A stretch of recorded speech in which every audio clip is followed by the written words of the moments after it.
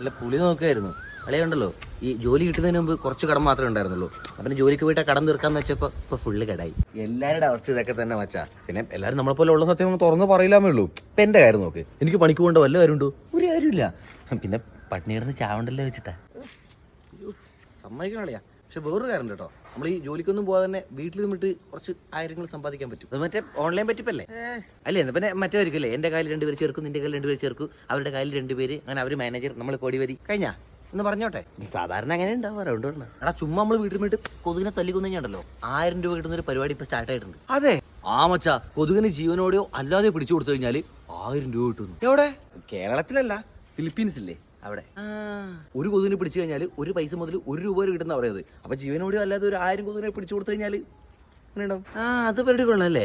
അല്ല ഇത് കേരളത്തിൽ കൊണ്ടുവരാൻ പറ്റുമോ? അല്ല ഈ കേരളയിലൊക്കെ പോലെ K100 എന്നോ അങ്ങനെയുള്ള എവിടെയൊക്കെ ആക്കിയിട്ട് അല്ല കുഴപ്പമില്ല, ഇവിടുന്ന് എക്സ്പോർട്ട് ചെയ്യാൻ പറ്റുമോ അങ്ങോട്ട് കൊതുകിനെ? അത് ഞാൻ ഇപ്പൊ തന്നെ തിരുവനന്തപുരത്തേക്ക് ഒരു മെയിൽ അയച്ച് പറയുന്നുണ്ട്. സോ ഇങ്ങനെയുള്ള ഇൻഫർമേഷൻസ് ഡെയിലി ഡോസ് ആയിട്ട് കിട്ടാൻ വേണ്ടിയിട്ട് ഫോളോ ചെയ്യാൻ മറക്കണ്ട. ആർജെ വിക്കി ബ്രോ.